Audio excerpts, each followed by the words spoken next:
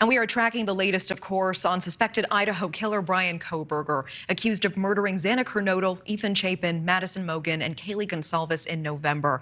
Now, sources now telling NewsNation an ID belonging to one of those victims was found in Kohberger's car. And meanwhile, authorities in Pennsylvania are looking into Kohberger's possible involvement in other killings.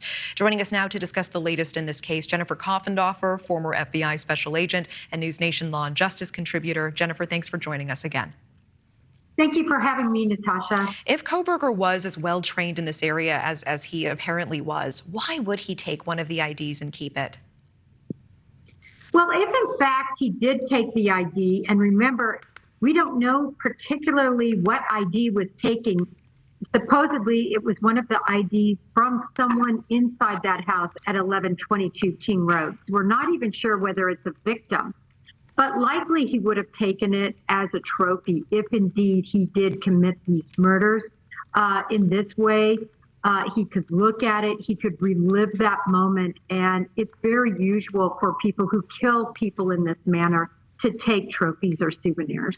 How would his defense defend him having a victim's ID in his possession? What would the explanation possibly be?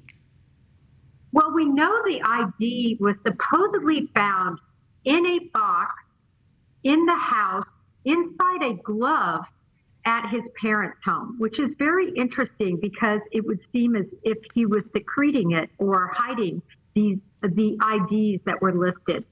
There is no explanation, honestly. There is nothing to explain how or why he would have this ID with him unless he was involved and murdered those students. I mean, tell me about these details, the box and the glove that the ID was supposedly found inside. As an investigator, where is your mind immediately? Because is that the best way to hide a piece of evidence? Is there some sort of preservation trying to take place there? What was he doing?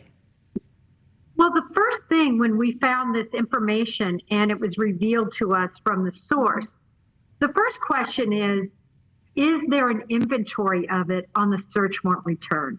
And if you go to the search warrant return, sure enough, there are these IDs that were concealed in a glove in a box.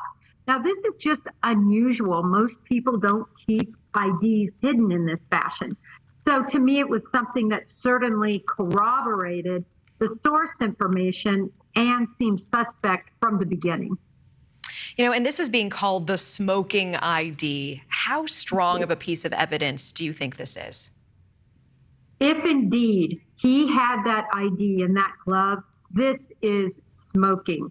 There is no reason to explain it other than he was in that house and took that during the commission of that crime. It's super strong, Natasha, especially when you combine it with the sheath that was found next to Maddie Mogen with his DNA on the clasp.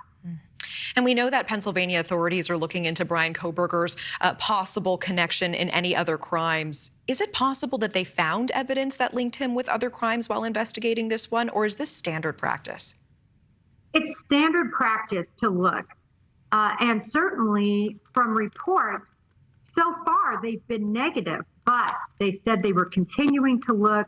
They have looked very narrowly, actually, at 2 counties have reported, and then there was another big computer look after the DNA was returned. But we don't really have all the results yet. So I'll be very interested to see what law enforcement ultimately says in terms of connection. Yeah, I think all of us are. Jennifer Coffindaffer, always appreciate it. Thank you. Thank you. Thank you for watching. Go to newsnationnow.com to find NewsNation on your television provider. And don't forget to click the red subscribe button below to get more of NewsNation's fact-driven, unbiased coverage.